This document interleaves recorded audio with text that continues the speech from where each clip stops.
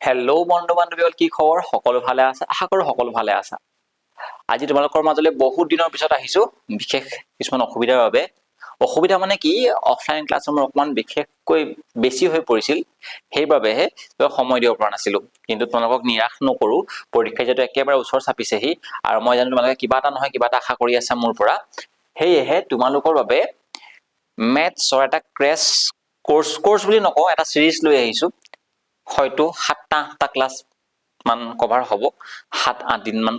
Cover হ'ব, ঠিক আছে। চেপ্টাৰ ৱাইজ চাবলৈ গ'লে আমাৰ কি হয়, চেপ্টাৰ 14 আহিব, 14টা আছে, হয় নহয়? কাৰণ তাৰ পৰা আমি এইটো যিটো এপ্লিকেশ্যন অফ ট্ৰিগনমেট্ৰি সেইটো নাহে, ঠিক আছে। টোটেল নাম্বাৰ চেপ্টাৰ 14টা আছে। সেই 14টা চেপ্টাৰ মই কি কৰিম, তেওঁলোকক ক্ৰেছ কোৰ্চ হিচাপে বা এটা চিৰিজ হিচাপে তেওঁলোকক মই কি ইম্পৰ্টেণ্ট হয়, কি ইম্পৰ্টেণ্ট কুৱেশ্যন আহিব পাৰে পৰীক্ষাত, সকলো বস্তু তেওঁলোকক কৈ যাম। এতিয়া চবতকে ইম্পৰ্টেণ্ট হয়, যিহেতু পৰীক্ষালৈ মাত্ৰ 20টা দিন আছে, তুমি চিলেক্টিভ হ'ব লাগিব যদি তোমালোকৰ কমপ্লিট হোৱা নাই পঢ়া। মই নাই কোৱা যে যিসকলে 100 পাম বুলি প্ৰথম পৰাই ভালদৰে পঢ়ি আছে তেওঁলোকৰ বাবে মই নাই কোৱা, তেওঁলোকে সকলো বস্তু জানে, জাষ্ট ভালদৰে ৰিভিজন কৰা। কিন্তু যিসকলে অকণমান কমকৈ পঢ়িলে, এতিয়া অলপ বেছিকৈ পঢ়িবলৈ আছে, তেওঁলোকক কৈছো যে চিলেক্টিভ পঢ়িব লাগিব। অকণমান আমি গম পাব লাগিব কি পঢ়িব নালাগে, ঠিক আছে। সেইকাৰণে চোৱা, তোমালোকে যিহেতু এবছৰ কিতাপখন পঢ়িছা, কিন্তু মইতো 6-7 বছৰৰ পৰা পঢ়াই আছো। সেই এক্সপিৰিয়েঞ্চৰ ফালৰ পৰা, সেই অভিজ্ঞতাৰ ফালৰ পৰা তোমাক মই দেখাই দিম যে কোন কেইটা টপিক ইম্পৰ্টেণ্ট হয়, এক্সামিনাৰে কেনেকৈ কুৱেশ্যনবোৰ সুধিব পাৰে তোমালোকক, ঠিক আছে। আৰু যোৱাবাৰ তোমালোকে দেখিছিলা যে যেনেকৈ কুৱেশ্যন পেপাৰখন আহিব বুলি মই কৈছিলো, কেনেকুৱা ধৰণৰ প্ৰশ্ন আহিব বুলি কৈছিলো, প্ৰায় তাইৰ 90% কুৱেশ্যনে আমাৰ মিলিছিলে, হয় নহয়? সেইবাবে আশা কৰিছো, মই নাই কোৱা যে এখন কমন, মই যে কমন হিচাপে ভিডিঅ' দিয়া নাই, ঠিক আছে। জাষ্ট কৈছো যে এইকেইটা ইম্পৰ্টেণ্ট টপিক এইকেইটাৰ পৰা পৰীক্ষাত আহিব, য়েছ এইকেইটাৰ পৰা আহিব। কাৰণ মই কভাৰ কৰিছো প্ৰতিটো ইম্পৰ্টেণ্ট টপিক, প্ৰতিটো ইম্পৰ্টেণ্ট টাইপছ মই ইয়াত ইনক্লুড কৰিছো। কুৱেশ্যন হিচাপে লিখি নিদিলেও মই তোমালোকক ভিডিঅ'টো থ্ৰুলি বুজাই যাম, তোমালোকে বুজি পাই যাবা। দৰকাৰ হ'লে যদি কাৰোবাৰ সময় একেবাৰে অসুবিধা হৈছে, 2x স্পীড কৰি লোৱা, ঠিক আছে। একো নোটবুক উলিয়াব নালাগে, জাষ্ট চোৱা যে কোনকেইটা ইম্পৰ্টেণ্ট হয়, কি পঢ়িব লাগিব। তেনেকে কুৱেশ্যন নতুন পেটাৰ্ণ ফৰ্ম হ'ব পাৰে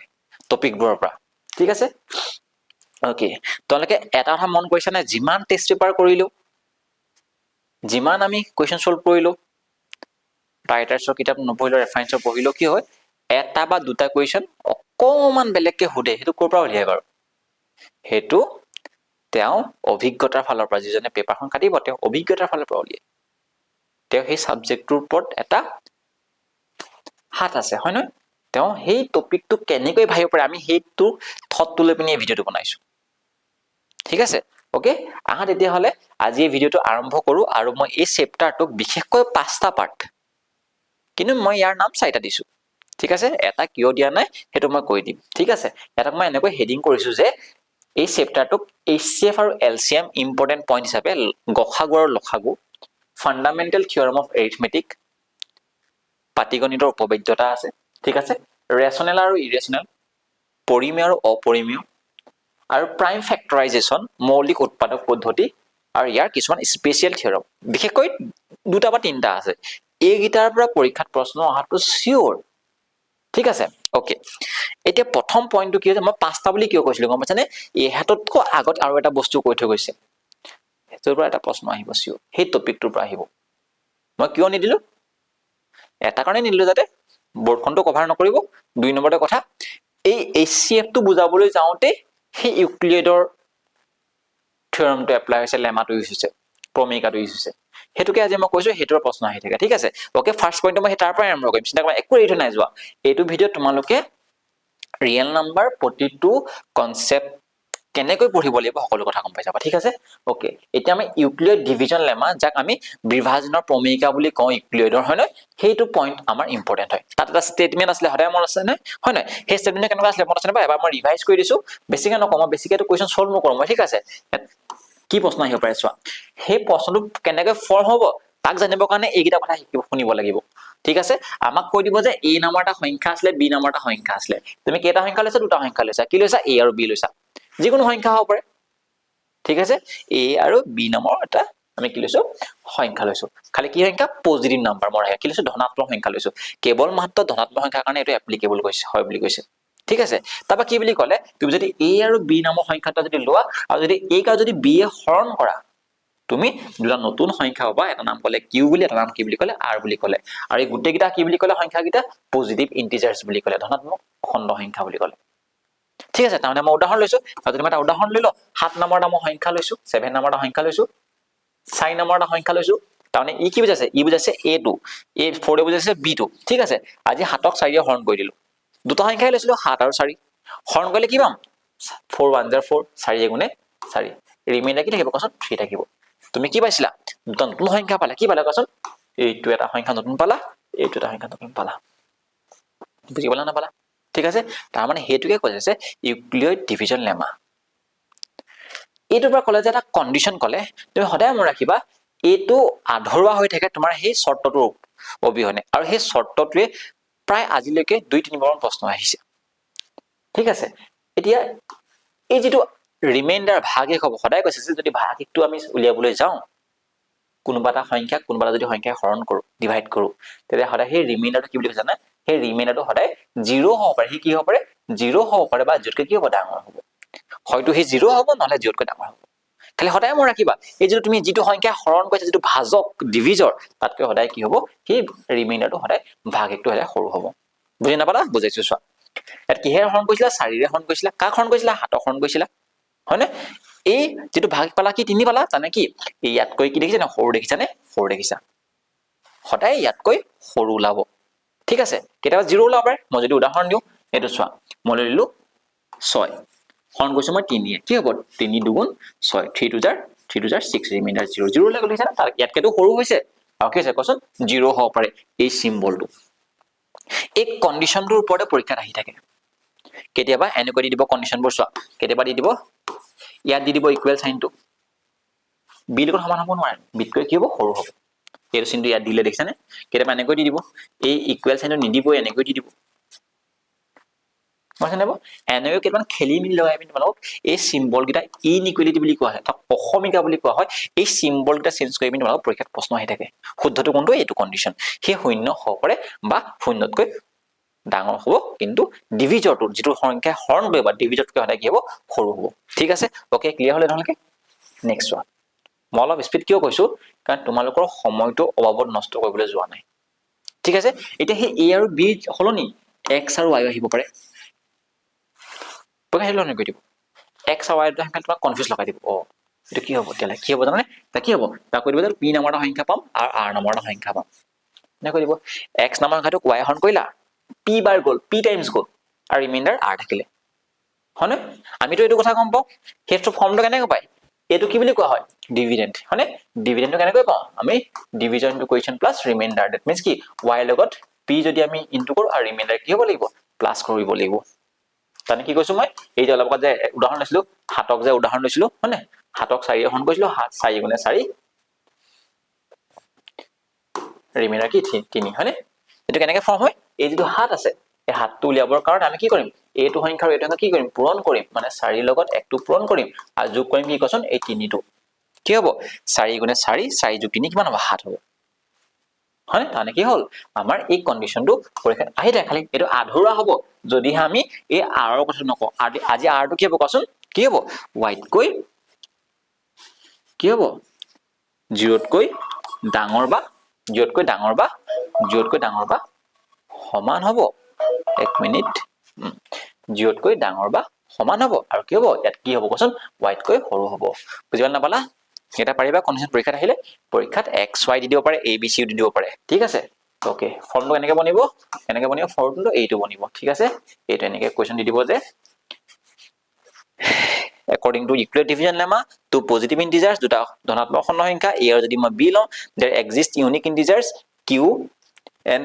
r such that কি কন্ডিশন হ'ব কোৱাচোন আমি কম যে যদি a নামৰ এটা সংখ্যাক b নামৰ এটা সংখ্যা হৰণ কৰিছো q আৰু যদি r নামৰ এটা যদি সংখ্যা এক্সিষ্ট হৈছে ইউনিক বুলি কৈছে কেলে কাৰণ হি তেনেকুৱা এটাই হ'ব তানে কি মই যদি এনেকৈ লিখো 7ক যদি মই 4 হৰণ কৰো 4 গুণে 4 এবাৰে যাব কেতিয়াবা দুবাৰ নাযায়গে 7ক 4 হৰণ কৰিলে কেতিয়াবা আকৌ দুবাৰ গুছি নাযায়গে হে এবাৰে হ'ব ইউনিক ঠিক আছে তানে কি হ'ব এইটোকে আমি কেনেকৈ লিখিম কণ্ডিশ্যনটো কোৱাচোন a is equal to কি হ'ব bq plus r তাৰমানে কি এইটোৰ লগত এইটো পূৰণ কৰি এইটো যোগ কৰিব লাগিব হয়নে আৰু কি হ'ব r2 কি হ'ব bq হ'ব এইটা সম্পূৰ্ণ লিখিলে আমাৰ এই ইউক্লিড ডিভিজন লেমাটো আমাৰ সম্পূৰ্ণ হ'ব ঠিক আছে এটা মই কিয় বুজালো পিছৰ বুজাম নেকি এনেকা বহুত দীঘল হৈ যাব কাৰণ তোমালোকে জানাই এইবোৰ কথা ঠিক আছে চোৱা এইবোৰ মই নুবুজাও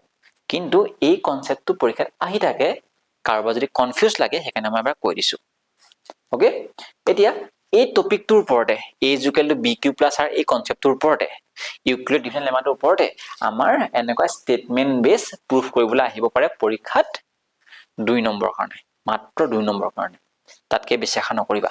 কোনবাই ক'ব যে স্যাৰ ইয়াতো ঢেৰ কোৱেশ্চন আছে কিতাপত হয় কিতাপত প্ৰায় এক্সেস যদি মই চাও 4টা মান কোৱেশ্চন এফালে এক্সাম্পলত 3টা কোৱেশ্চন কৈছো মই 6টা বা 7টা কোৱেশ্চন আছে প্ৰায় 6টা বা 7টা কোৱেশ্চন আছে কোনটা চাম এতিয়া কোৱেশ্চন এক্সামিনেশন যেতিয়া আমাৰ এমসিকিউ 45 মাৰ্কস কেনেকৈ ভাবিব কথাবোৰ কেনেকৈ অলপ ইন্টেলিজেন্ট হ'ব লাগিব কেনেকৈ ভাবিবা 40 মাৰ্কস পেপাৰখন হোৱাৰ লগে লগে এক্সামিনাৰৰ ওচৰত অপচন ধেৰ হৈ গ'ল কাৰণ তেওঁৰ হাতত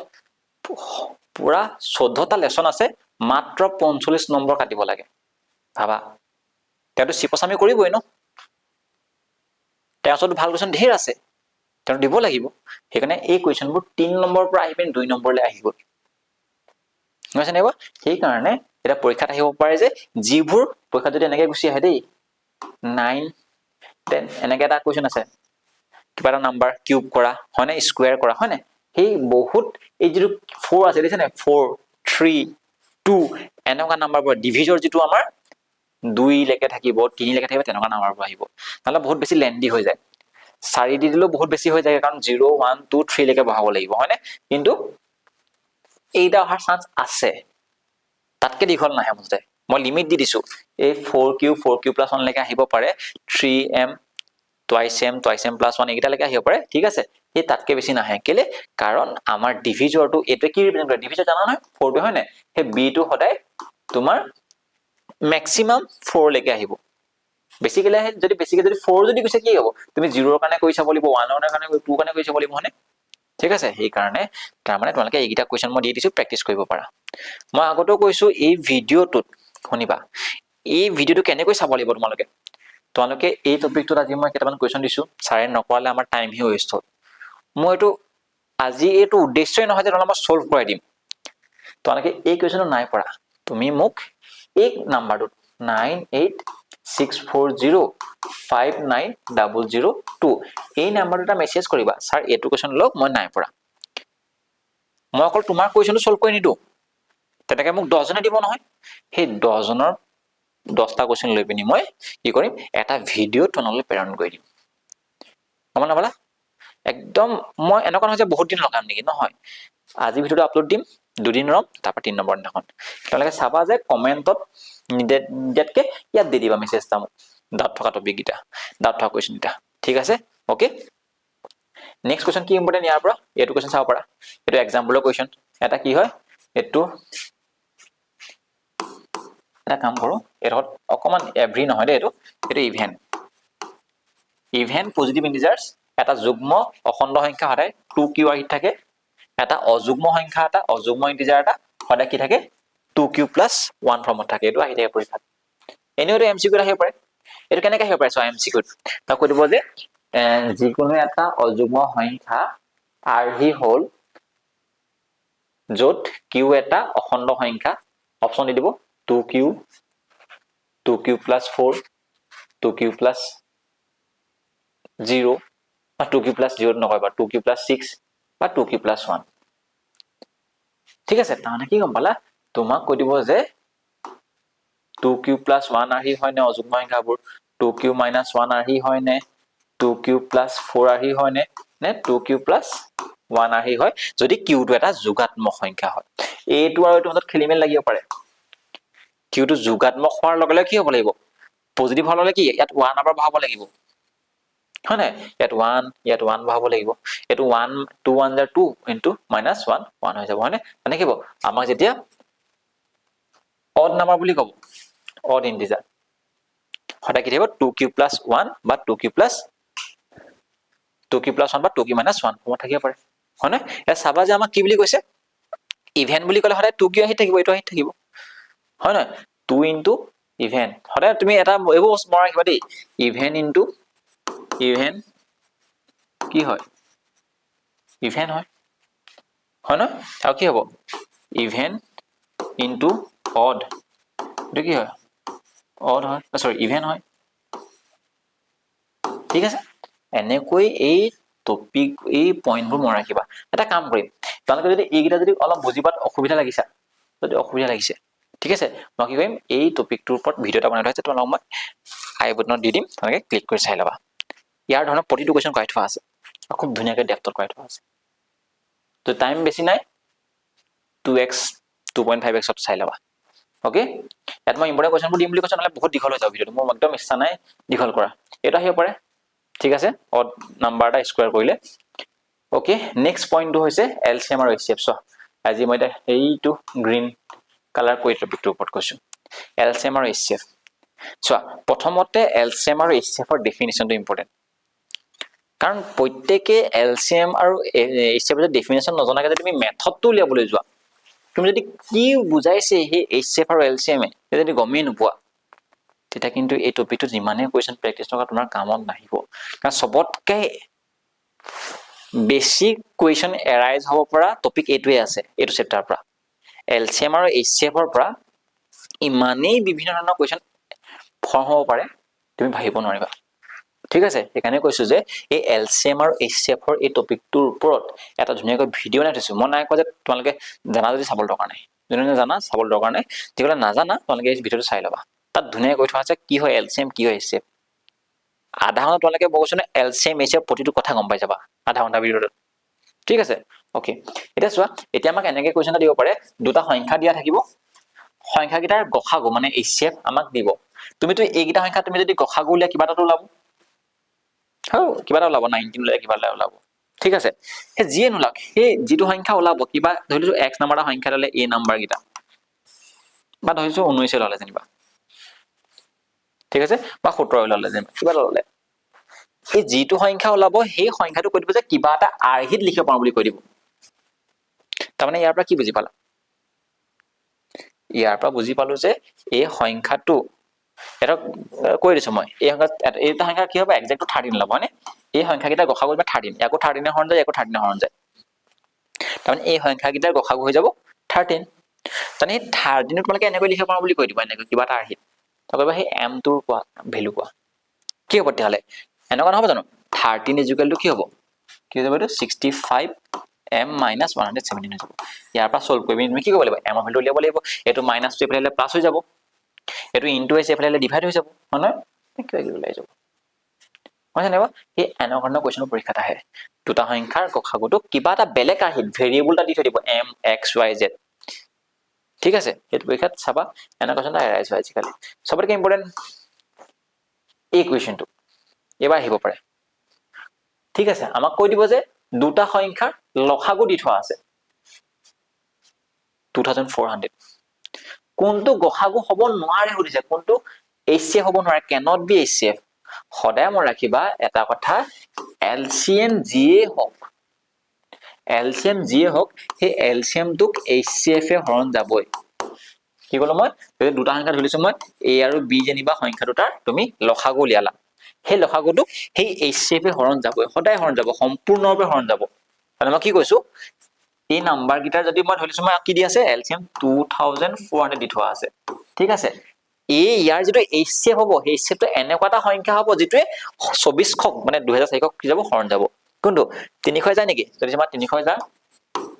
300 যায় হৰণ, 8 বাৰ যায়, ঠিক আছে? এইটো হ'ব পাৰে আনসাৰ, এইটো হ'ব পাৰে বুলি কৈছো মই, ঠিক আছে? তাৰপৰা মই কৈছো 400 ই যায় নাযায়, ইও যায়, 6 বাৰ যায়, ইও হ'ব পাৰে। 500 যায় নেকি কোৱাচোন, 500 হৰণ নেযায়, 500 হৰণ নাযায় মানে কি, ইয়ে হ'ব নোৱাৰে। কোনটো নোৱাৰে চোৱা, এই ৱৰ্ডটো মই তোমালোকক আজি কৈছো, আজি 2026 চনত মই ভিডিঅ'টো ৰেকৰ্ড কৰি আছো 1 তাৰিখে, জানুৱাৰী 1 তাৰিখে। মই কৈছো যে তোমালোকে মেট্ৰিকৰ পেপাৰখনত চাবা, তোমালোকক এই কেনট বি কোনটো নহয় বুলি এটা কুৱেশ্যন আহিব চিয়ৰ। মই নকওঁ যে অকল মেথছত আহিব, সি এছএছচিটো আহিব পাৰে, চাইন্সতো আহিব পাৰে,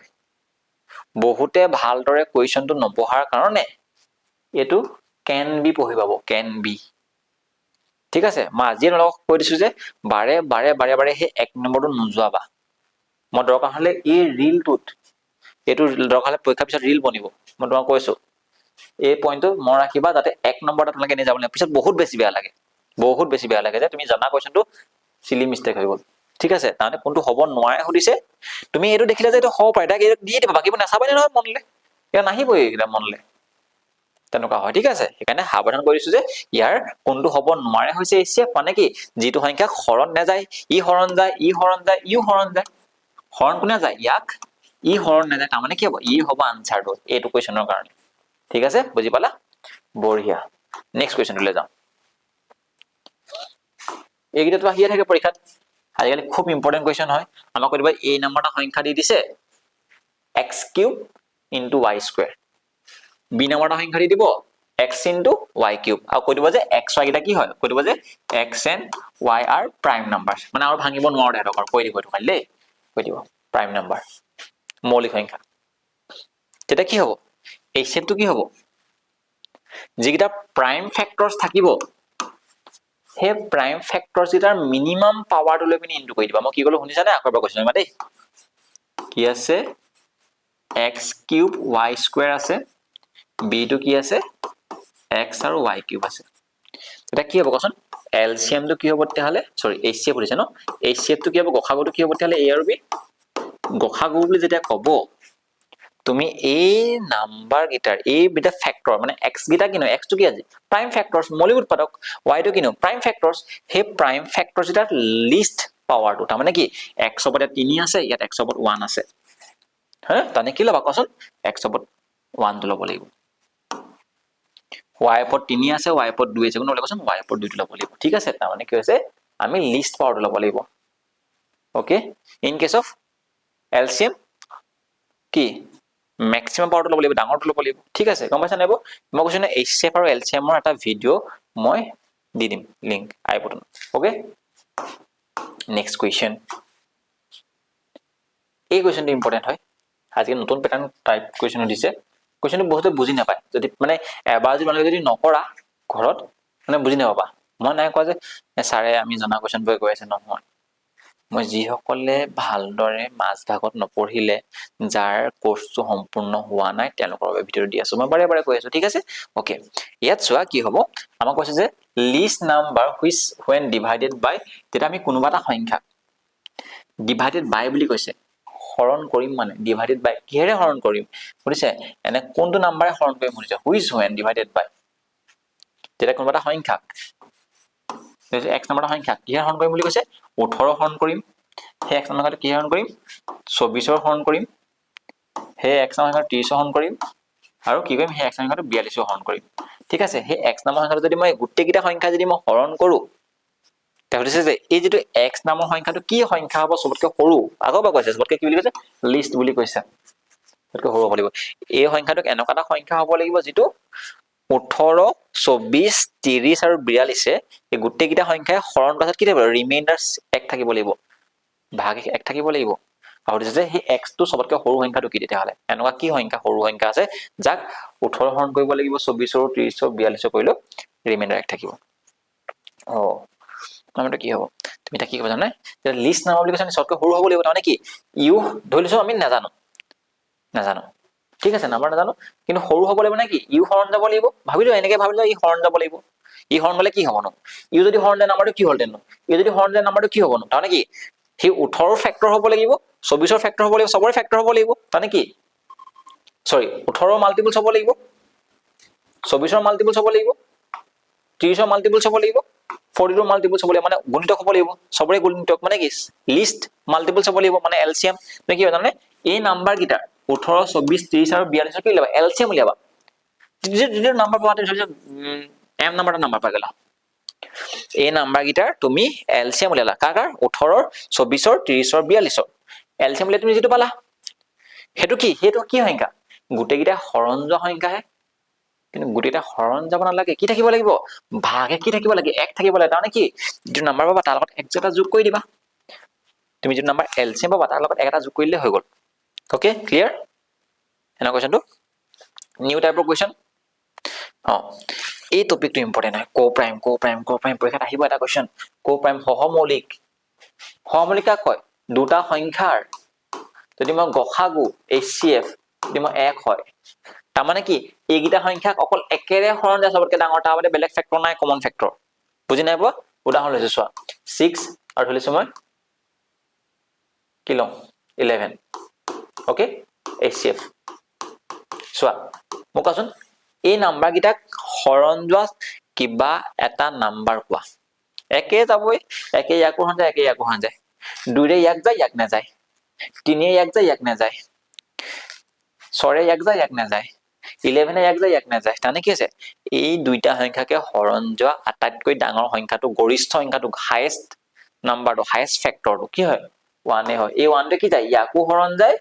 এই 1 টোৱে ইয়াকো হৰণ যায় তাৰ বাদে বেলেগ সংখ্যা নাই তানে কি এই 6 আৰু 11 টো কি বুলি কব কো প্ৰাইম বুলি কব পৰীক্ষাত এনেকৈ কোৱেশ্চনটা আহিব পাৰে কব যে দুটা সংখ্যা দি দিছো ধৰা হল A আৰু B দুটা সংখ্যা কো প্ৰাইম সহমৌলিক কৈ দিব যে A and B are co-prime then HCF of two numbers কি হ'ব HCF টো কি হ'ব তেতিয়াহলে এক হ'ব কি হ'ব HCF টো সেইটোৱে এইটোৱে পৰীক্ষাত MCQ বনিব দেখিছেনে এনেকৈ আছে X and Y are co-prime then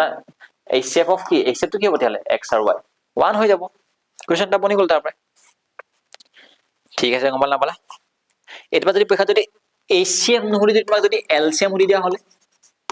কি কৰিলা দেন সদায় মন ৰাখিবা দুটা সংখ্যা যদি কো প্ৰাইম হয় সহমৌলিক হয় তেহেতৰ পূৰণ ফলটো এটা মানে কি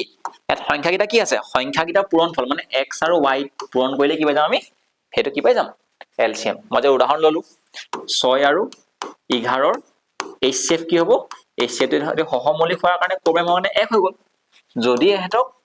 মই যদি LCM উলিয়াও বেলেগকে উলিয়াবলৈ দৰকাৰ নাই কি হ'ব জানানে 6 পূৰণ 11 66 হৈ যাব 66 6 11 66 আহিব পৰীক্ষাত কোনে কয় যে কেনেকৈ হল এটা LCM into HCF is equal to product of two numbers ফৰ্মুলাত বহাই দিয়া ৰিলেচনটো হয় নহয় তাৰ পৰা লৈ যাব ঠিক আছে এটো কো প্ৰাইমৰ প্ৰশ্ন আহিব পাৰে ইম্পৰ্টেন্ট হয় মই কৈছো কেলে আহিব চোৱা তোমালোকে মই কিয় এনেকৈ জাজ কৰিছো কথাবোৰ এই কো প্ৰাইমৰ কনসেপ্টটো কোট নাই তুমি যে প্ৰমাণ কৰিছিলা যে √2 অপৰিমেয় দেখুৱা ইৰেচনেল দেখুৱা তাতো কো প্ৰাইমৰ কথাটো আহে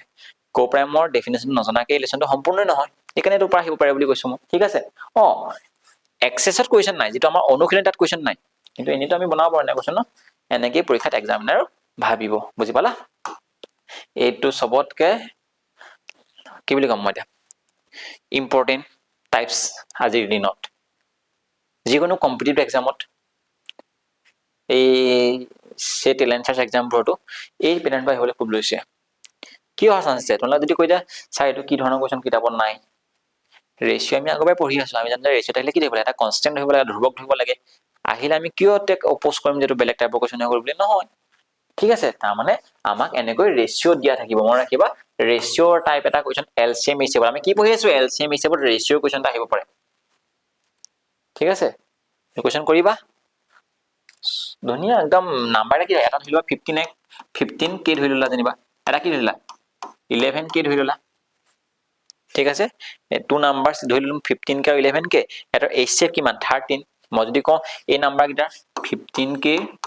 তাৰ যদি মই প্ৰাইম ফেক্টৰাইজ কৰো 11 কে যদি মই প্ৰাইম ফেক্টৰাইজ কি হ'ব কোৱাচোন 15 কে তো কি হ'ব 3 5 jar 15 ইনটু k হয়নে এটো 11 to 11 কে হ'ব 11 টো নিজে প্ৰাইম নাম্বাৰ হয় নহয়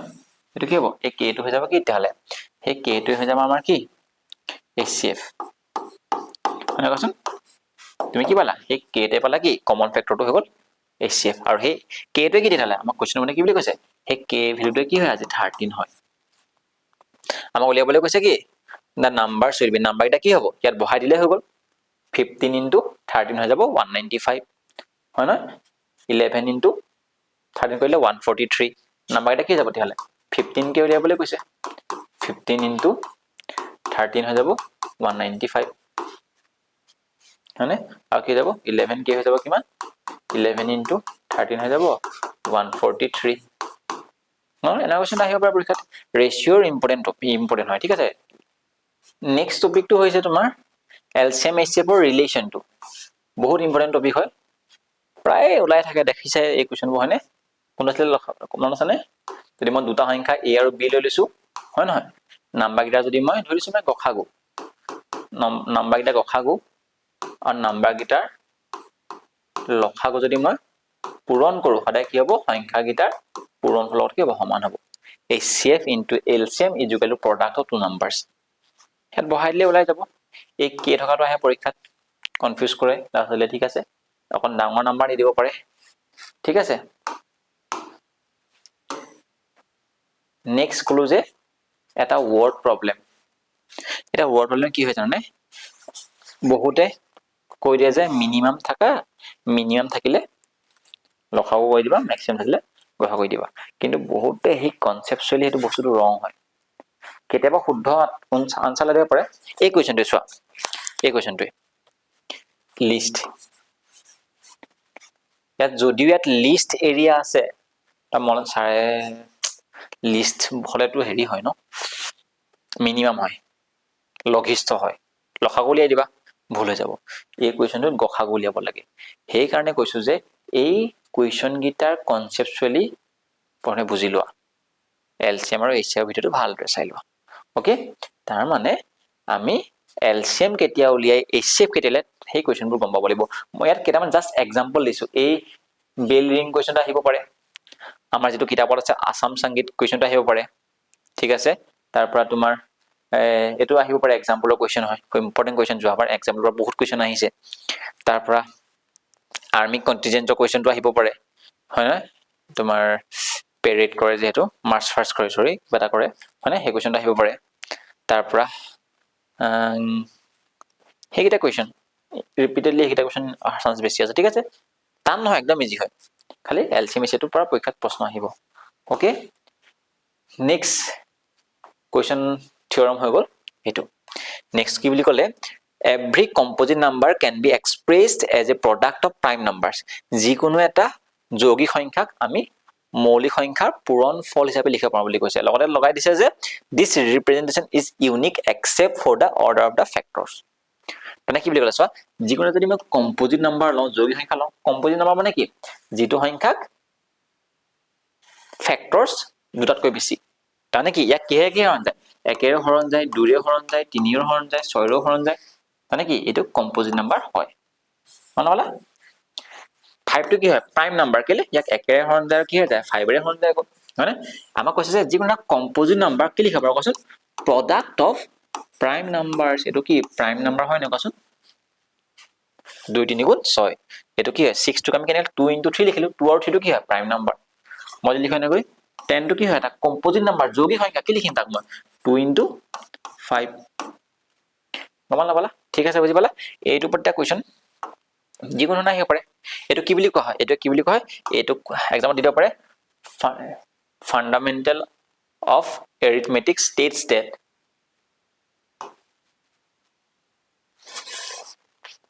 fundamental theorem of arithmetic states that এটো দি দিব কেবাটা অপচন দি দিব জিটি দি দিব চাৰিটা অপচন দি দিব তুমি যদি ভালদৰে থ্ৰলি পঢ়া নাই গমে নাপাবা যে কোনটো কথা কৈছিলে ফান্ডামেন্টাল থিওৰামে কেবাটা থিওৰাম আছে জিটি দি দিব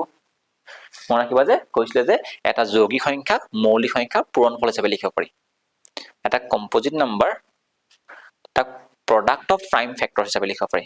আৰু দেখাত হেতু কি বুলি কৈছে ইউনিক বুলি কেলে কৈছে ইউনিক মানে কি মানে 6 টোক মই কি লিখিব পাৰো 2 * 3 লিখিব পাৰো বেলেগকে লিখিব নোৱাৰো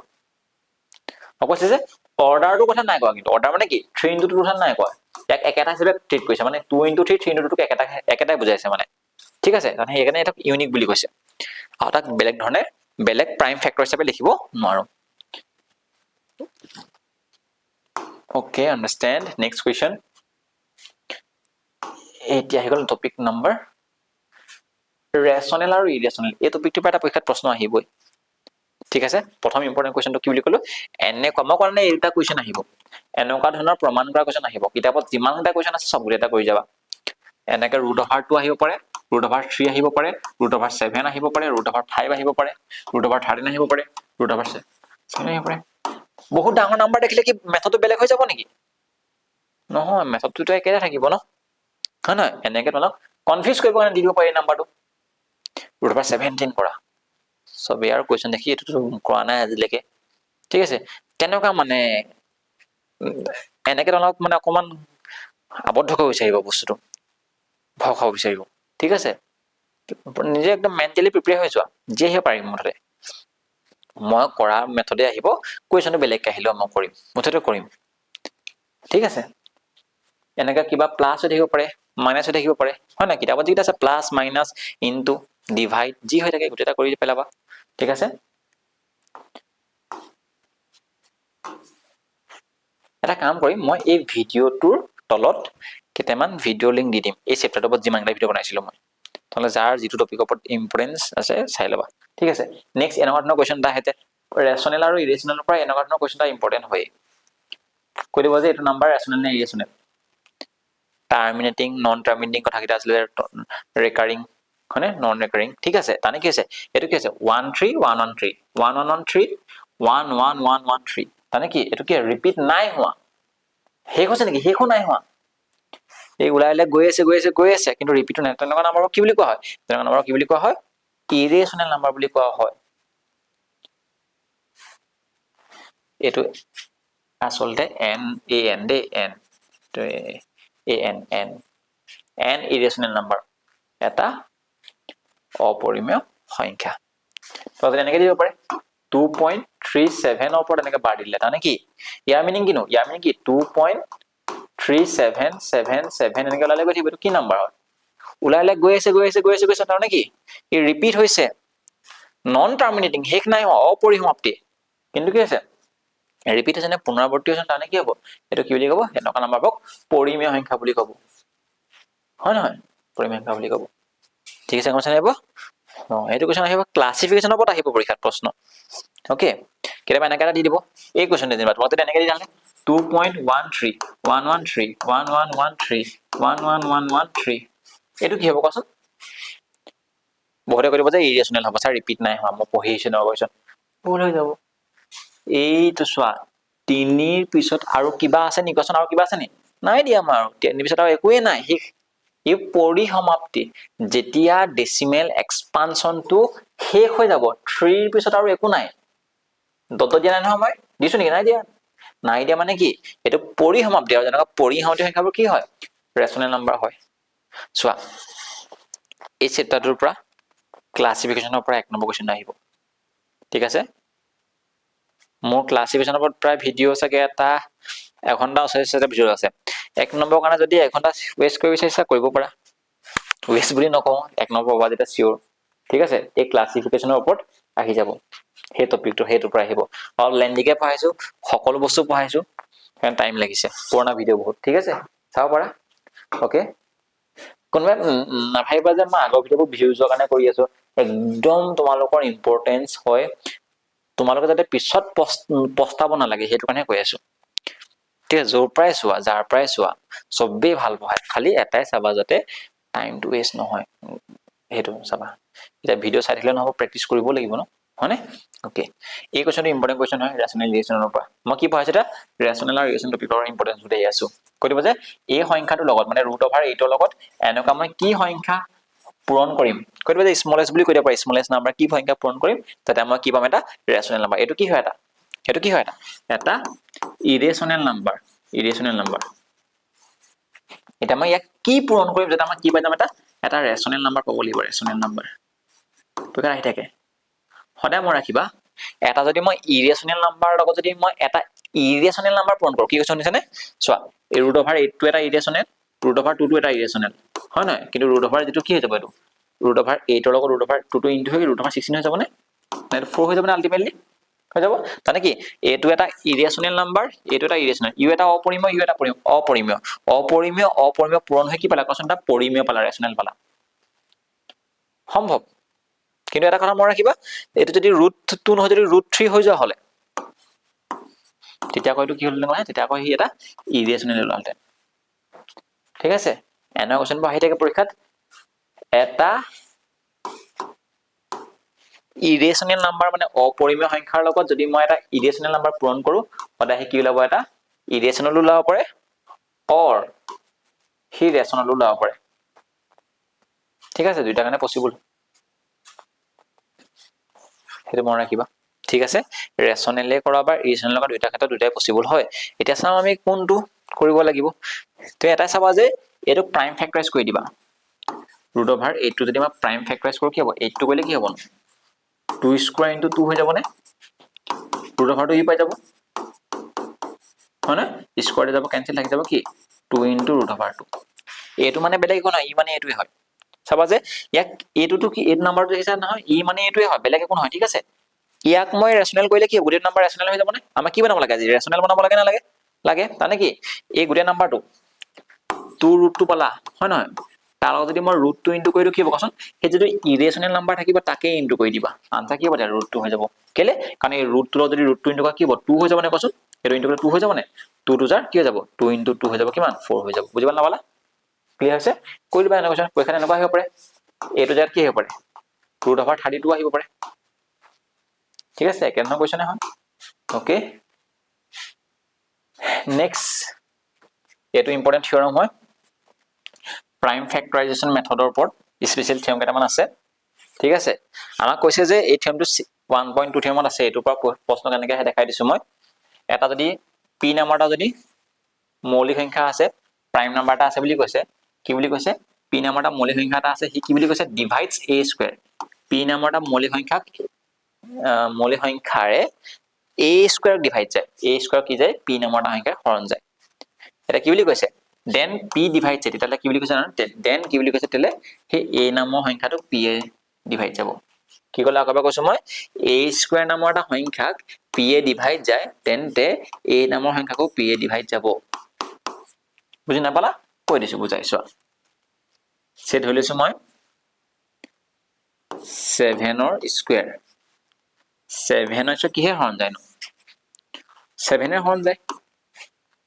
7 স্কয়াৰ মানে কি 49 হয় ই মানে কি 49 তাক 7 এ হৰণ যায় না যায় তাৰ মানে কি এই যদি বেস কি আছে বেস 7 আছে না 7 কৈ 7 এ হৰণ যাব এটো হয় কথাটো শুদ্ধ হয় নহয় তাৰ মানে কিনো মই যদি কিবা এটা লিখো চাবা দেই 13 স্কয়াৰ তাতে a নামৰ এটা সংখ্যা ঠিক আছে a নামৰ এটা সংখ্যা a নামৰ সংখ্যা না কনফিউজ নকৰ p নামৰ এটা সংখ্যা আছে ঠিক আছে p নামৰ এটা সংখ্যা আছে এটো মানে কিনো 13 ইনটু 13 হয় নহয় যেহেতু এই 13 টো কি এটা মৌলিক সংখ্যা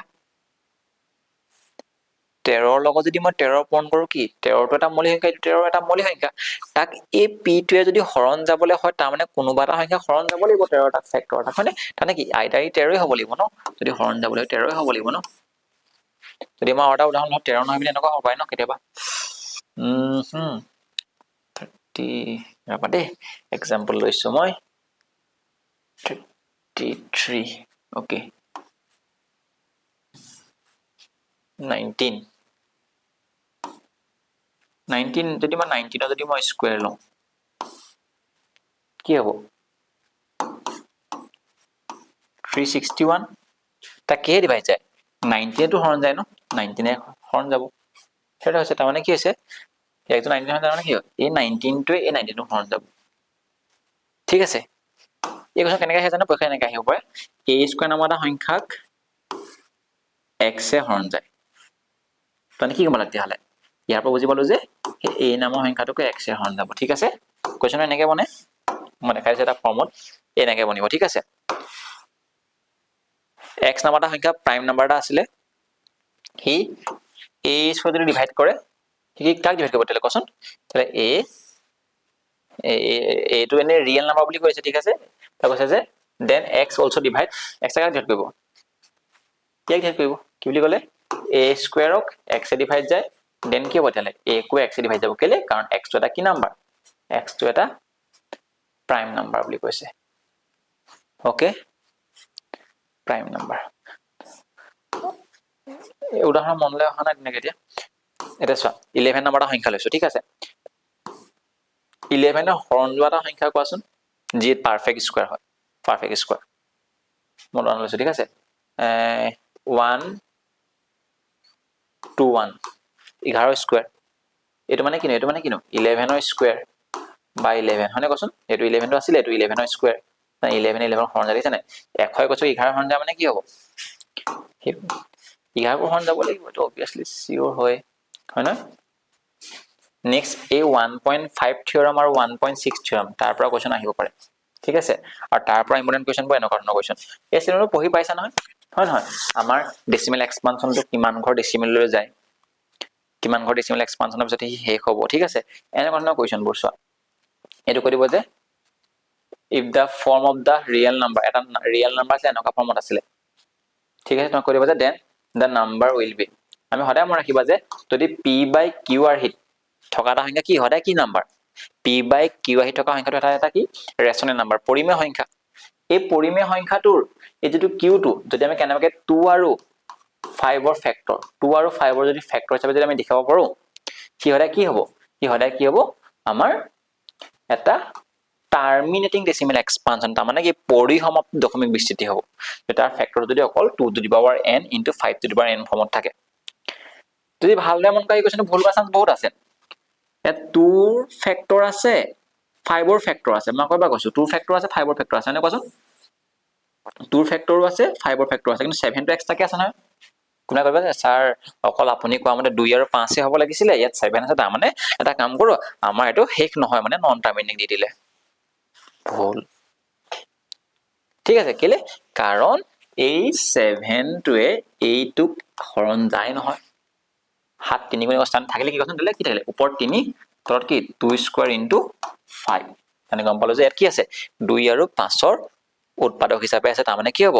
টাৰ্মিনেটিং হ'ব হাবধি বুলি ক'ব বা পৰিসমাপ্তি বুলি ক'ব হাবধিটো কি বুলি কয় পৰিসমাপ্তি বুলি কোৱা হয় শেষ হৈ যোৱা কথা হ'ব ইটো হ'বই নোৱাৰে নন টাৰ্মিনেটিং নন ৰিকাৰিং হ'বই নোৱাৰে কেলে হ'ব নোৱাৰে কাৰণ এইটো p by q আহি তুমি দেখিছাই p by q আহি থকা সংখ্যাটো সদায় কি হ'ব সদায় পৰিমেয় হ'ব আৰু পৰিমেয় সংখ্যাটো কেতিয়াও নন ৰিকাৰিং নন টাৰ্মিনেটিং নহয় হয় নহয় বুজিছা নাই বো তানে কি হ'ব ইয়াৰ সঠিক উত্তৰটো কি হ'ব এ টাৰ্মিনেটিং ঠিক আছে এনে কোৱেশ্চনবোৰ পৰীক্ষাত আহে অলপ স্পীড কৈছো কাৰণ মই পইণ্টবোৰ দেখা বিচাৰিছো কোৱেশ্চন সলভ কৰা কোনো উদ্দেশ্য নাই মই আৰু অলপ ছুটি কৰিবলগীয়া হ'লতেন ভিডিঅ'টো ভাবিছিলো কিন্তু অকমান কৈ দিছো আৰু ঠিক আছে কি হৈছে চোৱা the decimal expansion of the rational number এই নাম্বাৰটোৰ আমাৰ decimal expansion কেনেকুৱা হ'ব টাৰ্মিনেটিং আফটাৰ কিমান দশমিকৰ পিছত শেষ হ'ব সুধিছে তাৰমানে মই কি কৈছো 12264 1264 যদি মই 6250 এই সংখ্যাটো যদি মই হৰণ কৰো সেইটো যে শেষ হ'ব কিবা ধৰি লৈছো দশমিকৰ পিছত কিবা এটা যে ওলাব এনে গৈ থাকিব মানে এই দশমিকৰ পিছত কেই ঘৰ ওলাব মানে কেই ঘৰ পিছত সি শেষ হ'ব যে টাৰ্মিনেট হ'ব এনেকুৱা কোৱেশ্চনটো কি কৰিবা এইটোক সদায় প্ৰাইম ফেক্টৰাইজ কৰি দিবা চাবা যে হিয়াৰ উৎপাদকগিতা 2 টু দি পাৱাৰ n আৰু 5 টু দি পাৱাৰ m ফৰ্মত আছে না চাও এটো যদি লিখো কি হ'ব এটো 25 গুণ হয়নে তানে কি হ'ব যেনে 5 টু দি পাৱাৰ যদি 4 কৰি দিও 625 আৰু ইনটু 10 10 মানে কি 5 ইনটু 2 তানে কি 5 টু দি পাৱাৰ 5 ইনটু এটো পাবা এনেকৈ 5 টু দি পাৱাৰ 5 ইনটু 2 পাবা দেখিলা কি চাবা যে যেতিয়া এনেকুৱা আহি হৈ গল তুমি চাবা যে 2 টু দি পাৱাৰ n আৰু 5 টু দি পাৱাৰ m ত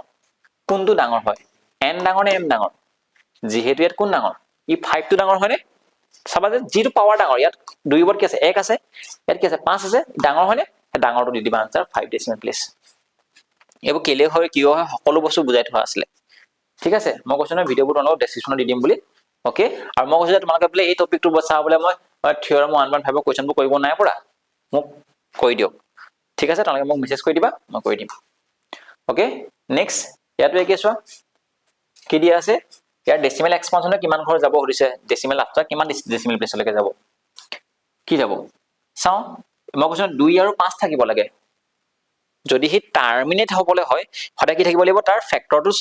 উৎপাদকগিতাত 2 আৰু 5 থাকিব লাগিব নহলে কি হৈ যাব হি নন টাৰ্মিনেটিং হৈ যাব যদি 2 5 আৰু ইয়াত কি আছে 3 আছে নহয় 2 5 3 তানে কি নন টাৰ্মিনেটিং হ'ব পাৰে নহব পাৰে চাম যে এই 3টো যাব নেকি কটাকটি এটা ক পাইম হয় নে নহয় চাম তানে কি হৰণ যাব না যাব 3 এক যদি হৰণ কৰি চাও যাব হৰণ তানে কি আমাৰ 3 2 6 3 2 27 তানে কি দেখিলা বনিলে কি তেতিয়া আলটিমেটলি হি বনিলে কি 29 by 2 to the power 4 into 5 to the power 3 তানে কি দেখিলা তানে কি 5 ওপৰত 3 আছে 2 ওপৰত 4 আছে তানে কি হ'ব হাইয়েস্ট কিমান লৈকে এক্সপান্ড হ'ব তেতিয়া হলে 4 ডেসিমেল প্লেছলৈকে হি কি হ'ব শেষ হ'ব আমি কি বুলি কম তেতিয়া how many digits are there after the decimal place decimal expansion সদায় কি হ'ব 4 ঘৰ পিছলৈকে হ'ব এই কোৱেশ্চনৰ ক্ষেত্ৰত হাইয়েষ্ট পাৱাৰটো চাবা ইয়াত কৈছে যে if 2 to the power n is multiplied by which of the following numbers solution end with the 0 decimal সদায় মন ৰাখিবা আমাৰ এইটো এটা সংখ্যাৰ লগত এটা শূন্য আছে শেষত ইয়াত দুটা শূন্য আছে ইয়াত তিনটা শূন্য আছে মই एग्जांपल লৈছো ঠিক আছে চাৰিটা শূন্য আছে ঠিক আছে